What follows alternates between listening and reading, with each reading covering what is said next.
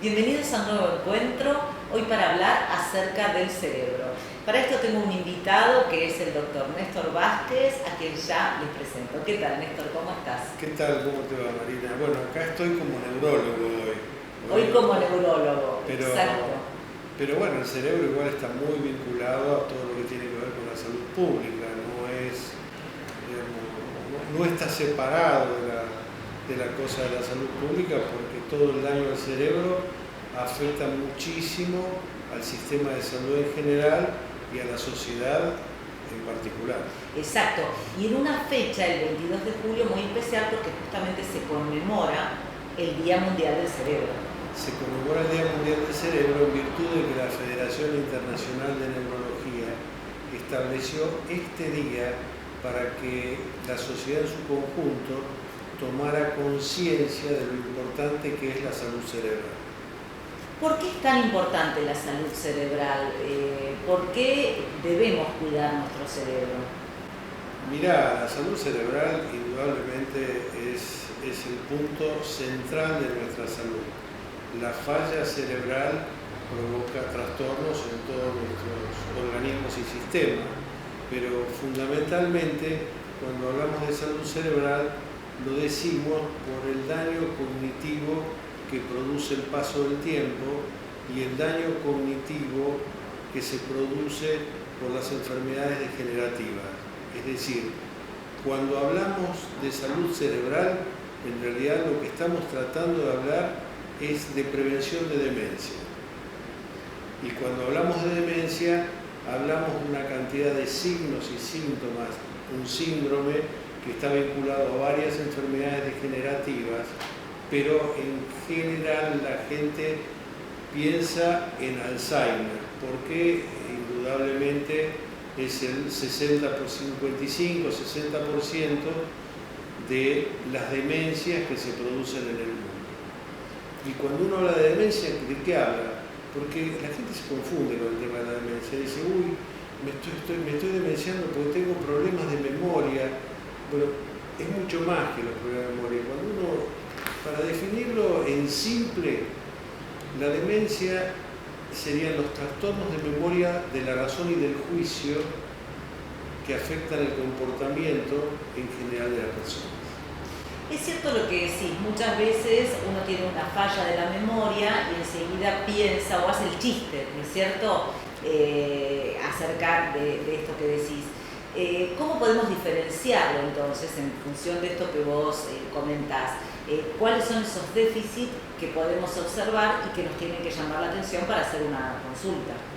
Bueno, en general las personas empiezan con trastornos vinculados a la memoria que siempre el que lo nota es el pariente, el cónyuge, el que está cercano.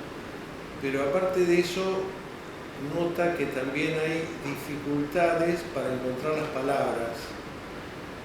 Y esto se ve acompañado de problemas de ensueño. Es como que viviera los sueños en la realidad. También está vinculado a la pérdida de la capacidad de construir la realidad en todo aquello que está cercano a lo temporoespacial. Esto quiere decir que las personas se pierden. Desorientación, desubicación, por ejemplo, bajarse de un auto, de un tren, de un colectivo y de golpe sentirse que uno está perdido, no reconocer el lugar. Bueno, esa desorientación temporoespacial es un hecho fundamental al que hay que tener muy en cuenta. Y después también otros trastornos vinculados a la pérdida de los controles instintivos. O sea, esas personas que de repente empiezan a tener dificultades para controlar sus impulsos, que a veces se acompañan de trastornos motrices, se le caen las cosas de las manos. Y después hay un signo que es patognomónico, que es no solo no recordar que eso es una taza, sino no recordar para qué sirve. O sea, no es que yo me olvidé la llave, no sé para qué sirve la llave. Y ese es un signo que hay que tener muy en cuenta. O sea, son pequeños signos que para uno son signos, para el paciente son síntomas, y se ven acompañados muchas veces por depresión o excitación, tristeza, llanto fácil, ¿sí? O sea, aquellas cosas que importaban dejan de importar. Una apatía, una Sí. falta de interés. Sí. Es decir que para pensar en un trastorno cognitivo tenemos un montón de factores que evaluar y de herramientas, digamos. Sí, también en muchos casos existen antecedentes que están vinculados o antecedentes hereditarios o a cosas que ha hecho mal uno en la vida. Por ejemplo, Tóxicos, tabaco, no cuidado de la hipertensión arterial, no cuidado de la salud cardiovascular en general, obesidad en las personas mayores, o sea, esa obesidad que aparece y se acrecienta en las personas mayores, no cuidado de la diabetes, no cuidado en general de las enfermedades metabólicas, todo eso siempre afecta el cerebro. También el sedentarismo, el no leer, el no haber completado una educación formal. Aunque parezca increíble, la educación formal es un mecanismo de defensa para la reserva cognitiva, que es lo que tenemos que proteger. La reserva cognitiva es todo aquello que nos queda y que tenemos que proteger y potenciar para atrasar, en aquellos casos que va a haber demencia, para atrasar la demencia lo máximo posible. de hecho, es esta reserva cognitiva lo que muchas veces hace que algunas funciones que uno pierde, de alguna forma las pueda suplir con otras funciones cerebrales que mantiene gracias a esta reserva cognitiva. Sí, la reserva cognitiva vos la podés mantener fundamentalmente con gimnasia cerebral, por decirlo de una forma simple. Y uno tiene que pensar esto todavía cuando es joven. ¿Qué te quiero decir con esto? Cuando uno tiene 40, 42 años, uno tiene que empezar a pensar en proteger su reserva cognitiva. Y entonces ahí es donde uno tiene que empezar a trabajar en todo esto que es gimnasia cerebral, que es hacer ejercicios, leer, hacer ejercicios de memoria que no tienen tanto que ver con lo que uno incorpora como lo que uno evoca. La memoria es evocación, el recuerdo es evocación. Exacto. Cuanto uno más evoca, más mejora su memoria. Entonces, nosotros vivimos en una ciudad donde hay muchas personas que viven solas y no tienen la posibilidad de evocar, porque al estar solas no tienen posibilidad de evocar. Entonces lo que hay que buscar es la reserva social en la reserva cognitiva. La gente tiene que tener actividad social, la gente no puede estar aislada. Una de las cosas más graves que ocurre es el aislamiento. Y en estas grandes ciudades, donde el 50% o más de las personas de más de 65 años viven solas. Me imagino que con la situación de pandemia esto tiene que estar agudizado en las personas, en todos, pero básicamente en las personas adultas mayores.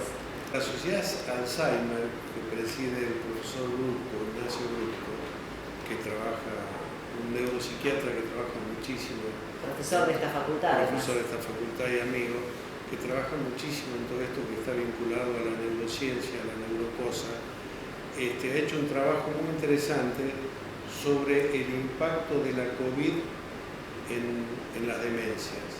O sea, cómo todo esto ha empeorado de manera significativa en las personas que ya padecían trastornos cognitivos. Y bueno, es lógico si nosotros decimos que hay que cuidar la alimentación, que hay que cuidar la actividad física, que hay que cuidar la evocación de la memoria, que hay que tener actividad social. En 18 meses de pandemia es imposible esto. Entonces, bueno, hay que trabajarlo mucho, los métodos, todo lo que es la tecnología para ayudar a estas personas. Hay trabajos que se hacen en tecnología para esto, que están vinculados, por ejemplo, en que varias personas miren una misma película y después hagan los comentarios de la película de acuerdo a lo que vivió cada una de estas personas. Y cuando uno habla de gimnasia cerebral en ya aquellos que están afectados, esto también es importante, porque uno dice, bueno, es cierto que hay que empezar temprano, pero si no se empezó temprano, hay que hacerlo igual. Porque si una persona es capaz de tener el recuerdo de una alucinación o de un sueño, uno tiene que tratar de fijar nuevos pensamientos positivos, porque existe flexibilidad neuronal suficiente todavía como para hacerlo. Tengamos en cuenta que en el mundo hoy entre 50 y 70 millones de personas padecen distintos tipos de demencia. Recordemos que la demencia de Alzheimer no es la única. Claro. Hay otras demencias, ¿sí? Está la demencia frontotemporal de Pick, está la demencia senil, está la demencia por Parkinson. Hay diversas enfermedades, la demencia vascular, por multiinfartos, pero si vos pensás en todas estas demencias, vos pensás en todos los mecanismos de protección que existen previos. En nuestro país, entre 300 y 400.000 personas hoy están en demencia. Y hay países, sí, es una cifra muy interesante, y hay países que no se sabe por qué, pero tienen mayor impacto de la demencia, como España, por ejemplo, que es un país donde proporcionalmente tiene más demencia que otros países. Y con respecto al sexo, ¿se dan más en mujeres que en hombres? ¿Es al revés? ¿Cómo es esto? Mira, es bastante parejo, pero se da más en hombres. Se da más en hombres. No hay una gran explicación con respecto a esto. Pero sí, el tema en hombres, de mujeres, hay diferencia en los tipos de demencia. En hombres a veces hay demencia más temprana. Después hay una demencia nueva que estamos descubriendo, yo te diría que en los últimos 50, 60 años, que es la demencia que está vinculada a los pequeños traumatismos constantes. Por ejemplo, el de los boxeadores, o el de los jugadores de fútbol americano. ¿Por qué? Porque nuestro cerebro no está preparado, no está en una caja como puede ser el cerebro de un pájaro carpintero, que está preparado para existir eso. En cambio, los humanos no tenemos un cerebro preparado en una caja para estar recibiendo permanentemente golpes y golpes. Y esto también condiciona, y si uno empieza a hacer memoria, empieza a ver, hace dos semanas falleció un boxeador argentino que fue campeón del mundo, sí. Sergio Víctor Palma, demenciado. Hace unos años falleció Nicolino Loche, que prácticamente no recibía golpes, demenciado. En Estados Unidos fallecieron varios boxeadores demenciados, entre ellos Cassius Clay. Ese permanente golpeteo sobre el cráneo también tenemos que tenerlo en cuenta. Es más, se está estudiando si se debe seguir cabeceando en el fútbol o no. Con respecto a la edad de aparición de este tipo de trastornos, ¿hay una edad aproximada en que puedan aparecer? En general, la aparición viene después de los 65 años. Después de los 65 años es cuando aparecen la mayoría de los síntomas y se acrecientan después de los 80 años. Hay estudios que dicen que después de los 80 años el 50% de la población está con demencia y camino a la demencia. Si uno se cuida a lo largo de la vida, ¿puede ser que aún teniendo hereditariamente, digamos, ese factor de riesgo, no desarrolle la enfermedad? El no desarrollo no está demostrado, pero sí está demostrado que aquellos que tienen digamos, por decirlo de alguna forma, la predisposición, en realidad uno habla del gen predictivo, más que la predisposición, atrasan la enfermedad a aquellos que hacen y llevan adelante todos los cuidados. salvo en aquellas demencias genéticamente determinadas y que son hereditarias, que no se puede hacer absolutamente nada, incluso si una aparición muy temprana, a los 35, 40 años. Pero en general, todo lo que hagamos en prevención, todo lo que hagamos en cuidado general de la salud, de actividad física, actividad social, lectura, alimentación sana, no tóxicos, cuidado de las enfermedades metabólicas, cuidado cardiovascular, todo esto hace a la buena salud en general. ¿Crees que el optimismo impacta, influye también en todo esto? ¿El ser optimista? Hay estudios actuales que demuestran que el optimismo mantiene la juventud. Aquellas personas que se sienten optimistas y que se sienten jóvenes son biológicamente más jóvenes que los que tienen la actitud opuesta a la misma edad. O sea, siempre el tener actitud positiva ayuda en todas las enfermedades, pero mucho más en todas aquellas enfermedades vinculadas a la cognición. Así que sí, es cierto. Néstor, en cuanto al diagnóstico, una vez que una persona obtiene el diagnóstico, puede realizar tratamiento. ¿Cómo son los tratamientos? ¿Qué se indica en este caso? Mira, al día de hoy, no hay ningún tratamiento que se haya demostrado que en las etapas avanzadas de la demencia tengan efectividad. Ningún tratamiento supera los cuidados, la prevención y todo aquello que tenga que ver con la gimnasia cerebral. Ningún tratamiento, hoy ningún tratamiento. Es más, hace pocos días se aprobó en los Estados Unidos un tratamiento carísimo para la demencia, pero que no ha demostrado la efectividad suficiente como para ser puesto en práctica, sobre todo en los países que no están tan desarrollados desde el punto de vista económico, ¿no? Y social. Pero hoy en día está en discusión si se deben seguir haciendo los tratamientos con los medicamentos que se hacían o no. Existen muchísimos neurólogos y muchísimos psiquiatras que se oponen a tratar con medicamentos estas enfermedades, salvo todo aquello que trabaje sobre la prevención de la enfermedad, ¿no? La mejor forma de trabajarla es con el propio paciente. No hay tratamientos que le cambien la realidad al paciente. Si vos tenés un paciente que vive solo, que está encerrado en su casa, que no se alimenta adecuadamente, que no tiene cuidado de sus afecciones metabólicas, que fuma, no hay tratamiento que sirva para eso.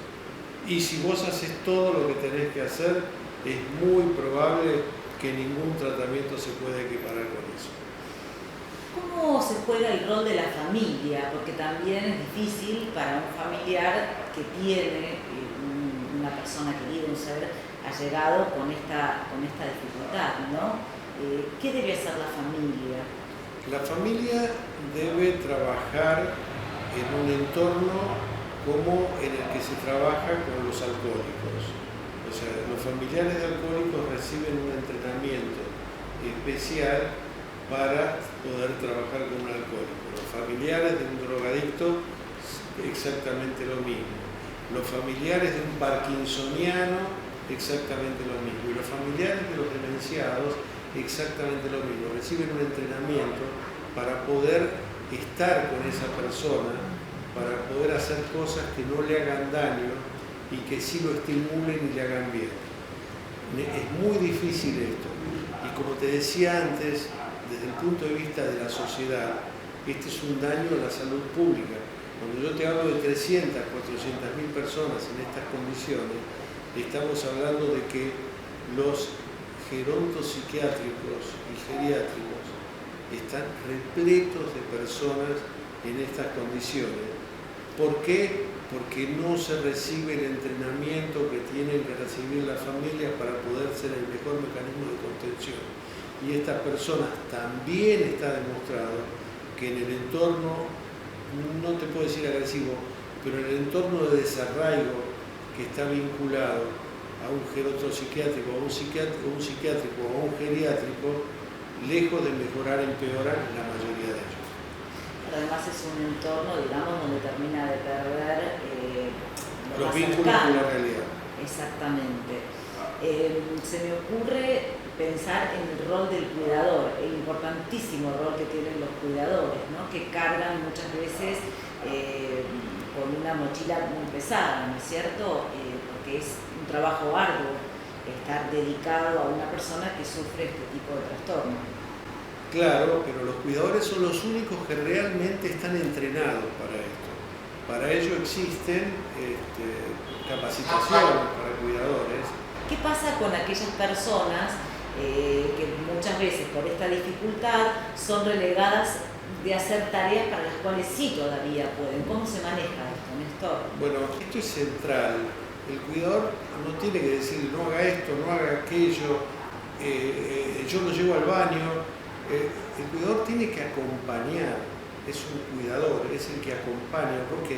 Porque en general estos pacientes, hasta muy avanzada la enfermedad, conservan relaciones con su hogar, saben dónde queda el baño, saben dónde queda la cocina, saben cómo hay que hacer determinadas tareas, y entonces el cuidador lo ayuda, lo acompaña, lo ayuda a cocinar, le recuerda cuáles son los elementos para cocinar, lo ayuda a hacer otras labores domésticas, lavar los platos, preparar el desayuno, sacar el perro. O sea, lo importante en el estado avanzado es tratar de conservar las relaciones con la vida cotidiana. Y para esto están entrenados los cuidadores de manera muy eficiente. Muchas veces la pérdida de estas funciones cerebrales, uno cree que también se perdió el aspecto emocional, justamente por esta apatía, en grados avanzados me refiero. ¿No sería eso lo que más tenemos que cuidar, sobre todo en un estadio avanzado, que la persona sigue sintiendo tristeza, dolor, la pérdida de todo esto que ha perdido? La inteligencia emocional es fantástica, la pregunta tuya, me encantó, porque me trae al recuerdo muchísima gente. La inteligencia emocional es lo último que se pierde. El paciente puede ser que a vos no te reconozca, pero te va a sonreír. Te va a sonreír, no te reconoce, pero sabe que sos alguien cercano a quien quiere. Tal vez no sepa tu nombre, pero sabe que te quiere.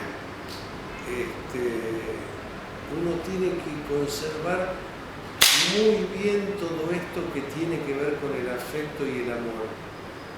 El familiar tiene que seguir dándole el mismo amor y el mismo afecto a esa persona, porque la otra persona sí, el demente lo siente y lo lleva consigo hasta el último momento de su vida. Néstor, muy lindo esto que dijiste para cerrar una entrevista donde pudimos aprender mucho más sobre el cerebro en justamente el Día Mundial del Cerebro. Te agradezco muchísimo. Muchas gracias, Marina. La verdad, como siempre, es un placer estar contigo. Nosotros nos despedimos hasta el próximo encuentro, donde vamos a hablar acerca de otros temas de salud.